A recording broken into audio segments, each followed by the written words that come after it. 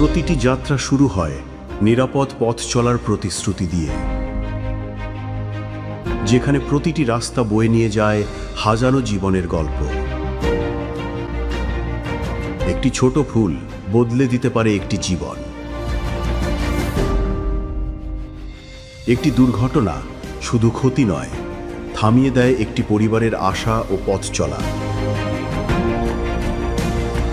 তাই সচেতনতা থেকেই শুরু হোক পরিবর্তন।